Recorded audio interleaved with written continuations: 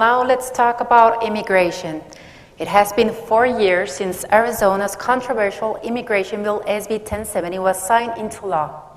Arizona lost millions of dollars in business. Major provisions of the law have been struck down by the U.S. Supreme Court. Still, thousands of undocumented immigrants are still crossing the border.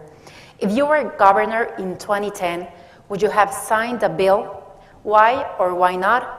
And what role should the next governor play in regards of the immigration policy? Mr. Duval? To me, thank you very much. I would have not signed 1070. I would have vetoed 1070. It's caused irreparable harm, and it was proven largely unconstitutional by the Supreme Court. So it was not a successful policy strategy. What would I do as governor? In the first hour of the first day, I will repeal the prohibition of driver's licenses for the Dream Kids. First hour. Please.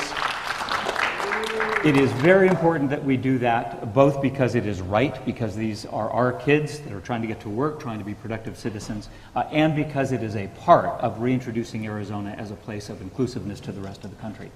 Secondly, is I will put together a bipartisan group of civic and business and political leaders to go to Mexico City to say, game on. Texas has stolen too much of our trade, and we are back into the business of making sure that we have a robust commercial relationship with Mexico.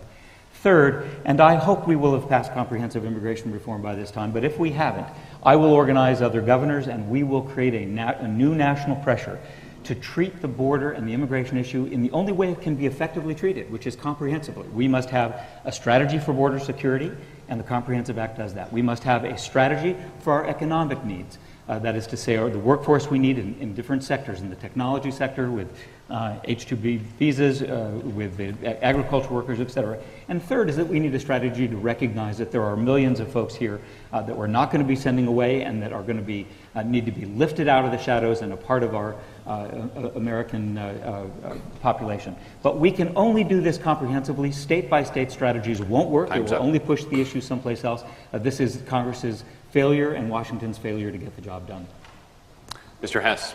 It's amazing. Here I am, a libertarian, and I'm the only one, I believe, who has an actually defined program to shut down the border from illegal crossing inexpensively and quickly, using the same technology that's guarded America's secrets for over 50 years without penetration. Now, my concern is I don't want another 260 people dying in our deserts trying to get here each year. That, to me, is a moral problem. It may be an inconvenience to others, but I will say at the same time I will open those borders to allow for the free flow of labor. I do not believe that the illegals even are stealing our jobs. It's not like we have a limited number if we can get the proper political aspects going. The point is I would like to grow bake a bigger pie so everybody can have a piece. This is America after all, and most of us do come from immigrant backgrounds.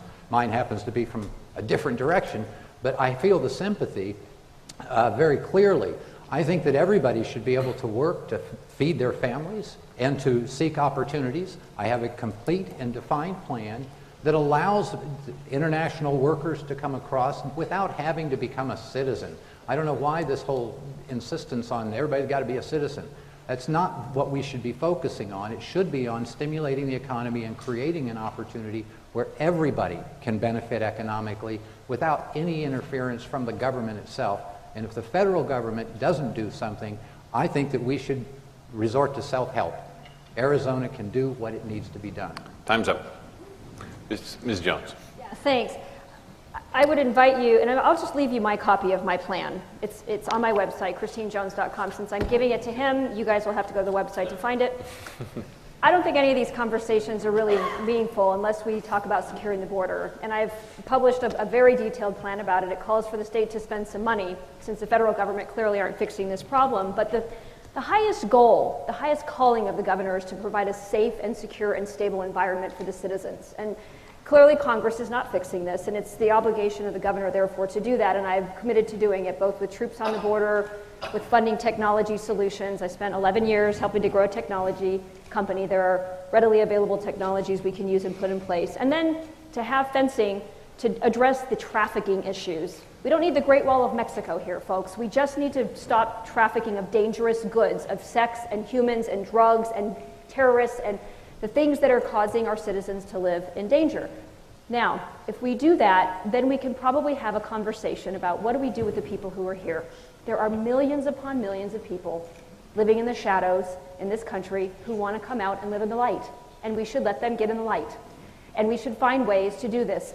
I would, with all due respect to Fred Duvall, I don't think Congress is doing comprehensive immigration reform, but I think we ought to be working with our congressional delegation to make some progress on this without regard to executive fiat or anything that the president is threatening to do outside of his constitutional authority.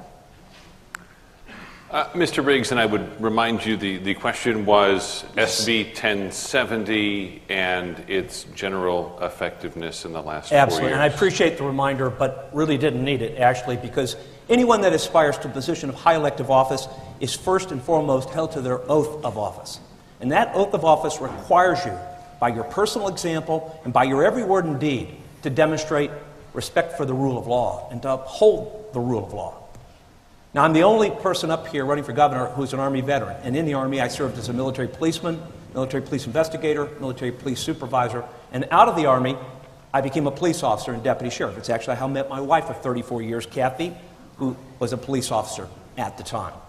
And as to the question about SB 1070, yes, I do support the provisions that would sanction employers who knowingly hire individuals who are unable to provide proof of American citizenship. And I absolutely, as a former police officer who worked the streets for many, many years, support the provision allowing a police officer, because the first thing a police officer does with in any encounter is ask the other party to provide identification so you know who you're dealing with. It's a matter of personal safety, both to the officer and to that other individual. And I absolutely support the provision of SB 1070 that would allow a local law enforcement officer to detain and arrest any individual when they have probable cause to believe that that individual has illegally entered the country and is in our country in violation of federal immigration law. Mr. Smith. As a mayor, I lived immigration every day. I lived the realities of those who are in the shadows and intermingling with that community. Immigration is an issue that we have to deal with, but the solution still escapes us. Because whether we like it or not, this is a federal issue. Arizona has paid the highest cost for a system that has failed, a system that's broken. I don't look back, I look forward. I believe that we can be the leaders in fixing this system and we can have the greatest upside. The fact of the matter is, in Mesa, we had an immigration enforcement program 2 years before SB 1070. Ours enabled and empowered our police officers to enforce the rule of law, but they also did it in a way that did not lessen people's constitutional rights and their dignity.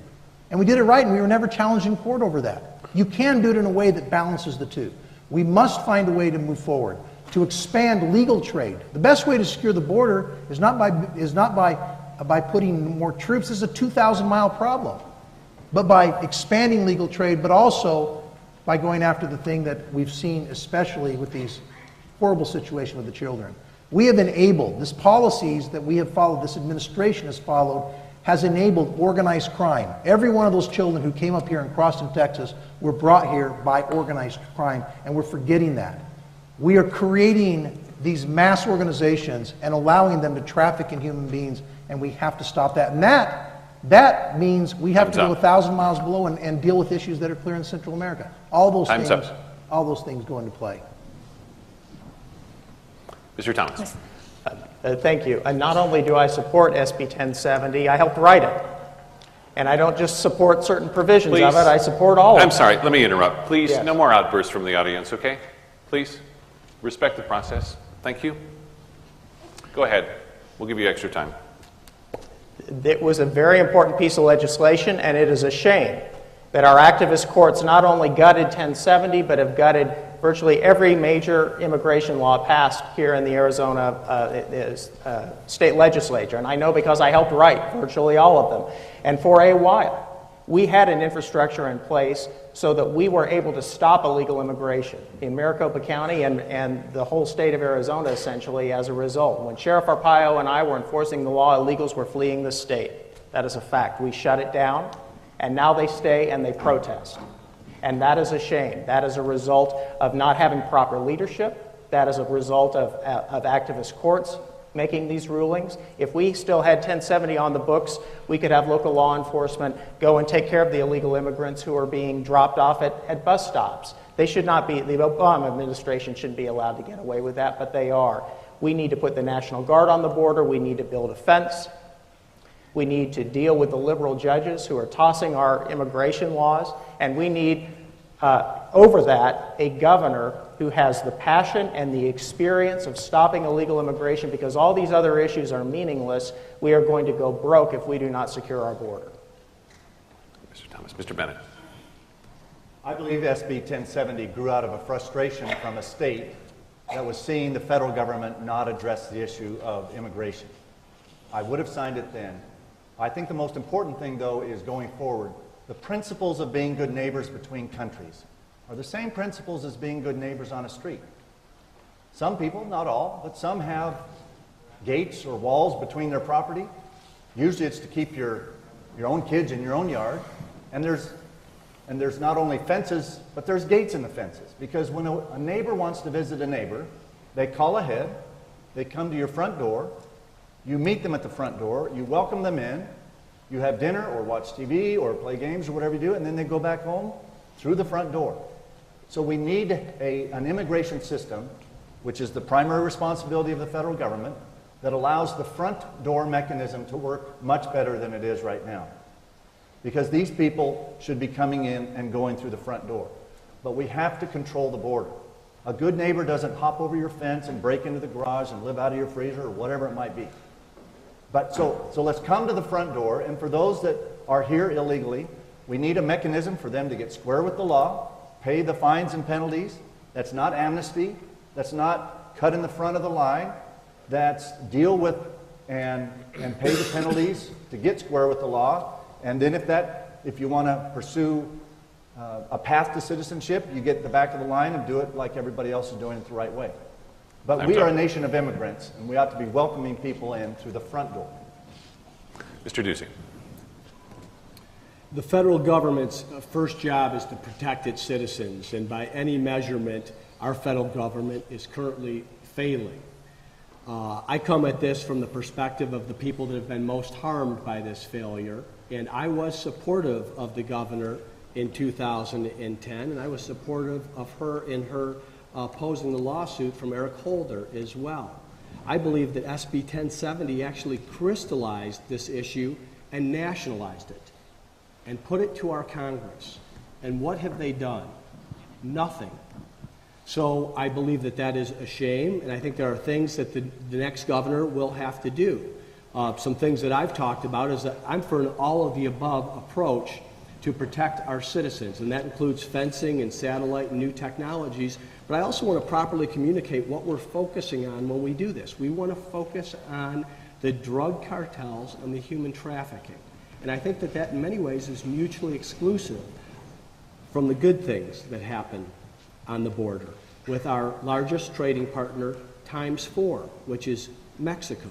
So I think to differentiate out what happens at the port in terms of trucking and trade and transit and tourism, which is something that we should be maximizing, while at the same time identifying the very real issues for the citizens of our state that are happening because of the failure of our federal government and the way the governor can organize law enforcement assets, including the Department of Public Safety and working with county sheriffs to make a difference with this issue.